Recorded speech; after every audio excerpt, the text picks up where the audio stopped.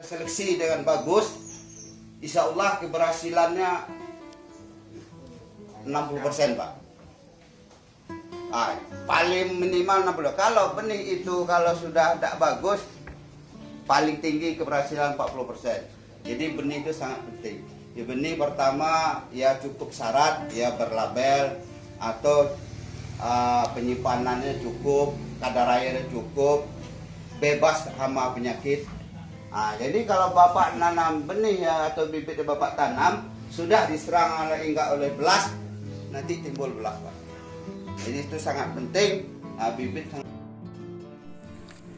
Pembuatan agen hayati dan pestisida nabati sejalan dengan prinsip ramah lingkungan dan pertanian berkelanjutan, maka diperlukan kesadaran petani untuk menggunakan biopestisida atau pestisida nabati serta agen hayati yang mampu menyuburkan tanah dan ramah lingkungan.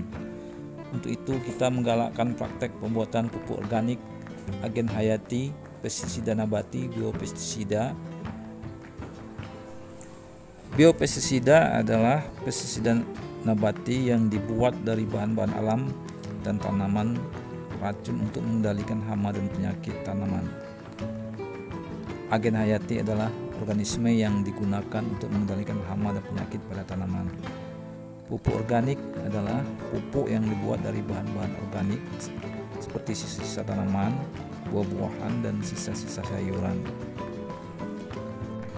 Adapun bahan-bahannya adalah sebagai berikut. Pertama, akar bambu yang sudah direndam selama 12 jam atau semalaman. Kemudian buah mengkudu, dedak halus, gadung, tembakau, rotowali, terasi, gula, dan bahan lainnya. Pertama, dalam praktek ini kita membuat perbanyakan agen hayati, yaitu trichoderma yang diperbanyak dengan media beras. Kedua, pembuatan PGPR atau Plant Growth Promoting Rhizobacteria. Ketiga, membuat trikokompos sebagai pupuk dasar dan pengendali penyakit tular tanah.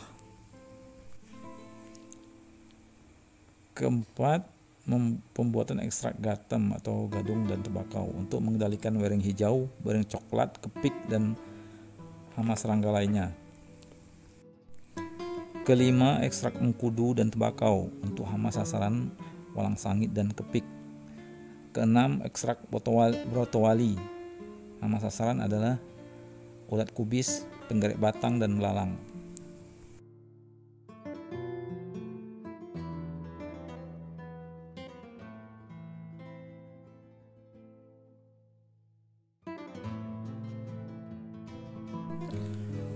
Perbanyakan trichoderma dengan media beras. Beras harus direndam lebih dulu selama semalam. Tiriskan beras lalu masukkan dalam plastik es. Sterilkan, diuapkan dalam periuk yang airnya mendidih selama 15 menit. Setelah 15 menit dinginkan.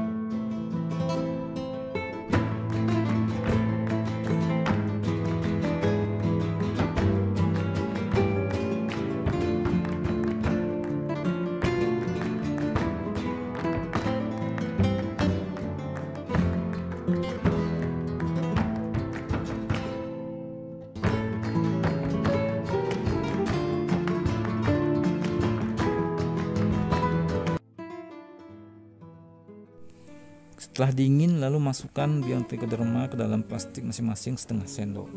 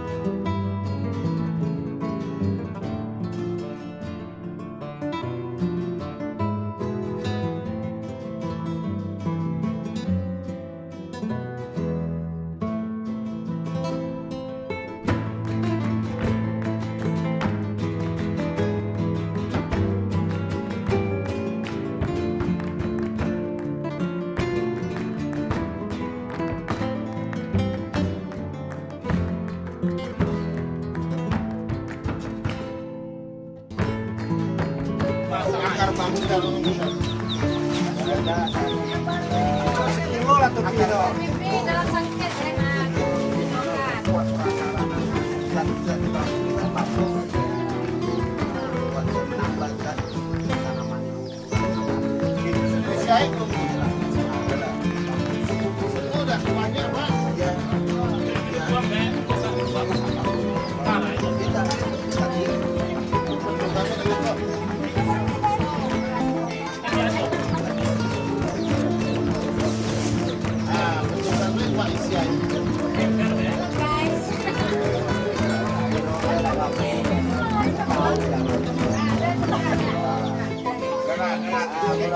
Cara-caranya coba.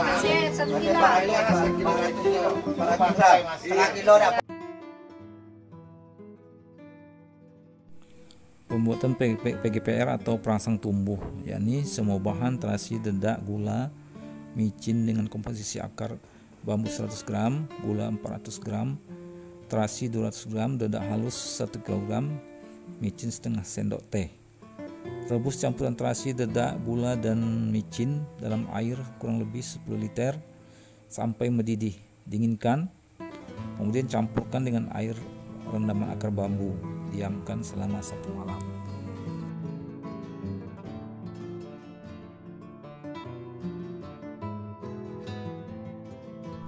Untuk pembuatan gadung dan tembakau, bersihkan gadungnya kemudian diparut, campurkan dengan rendaman tembakau dengan komposisi 2 kg gadung, serat gadung yang sudah diparut, campurkan dengan rendaman tembakau setengah kilogram. Simpan selama 1 malam.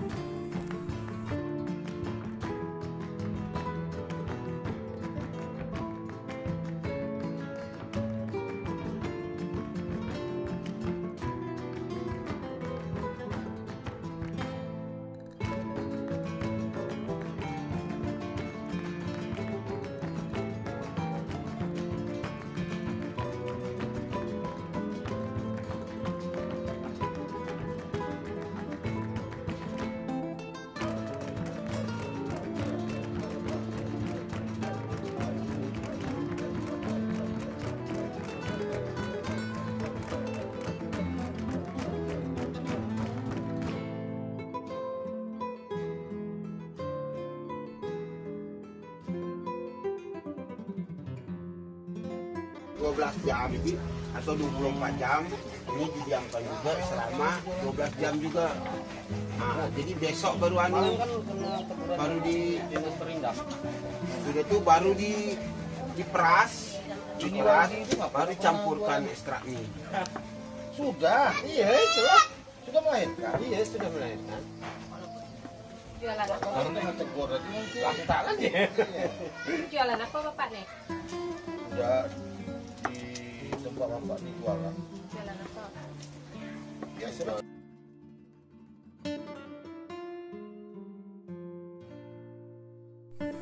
Pengaplikasian pestisida nabati ini di lapangan untuk takaran 1 tangki air kurang lebih 1 gelas air rendaman gadung dan tembakau.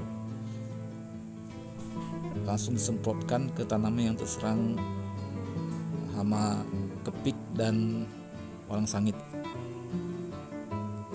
ataupun serangga lainnya yang mengganggu tanaman.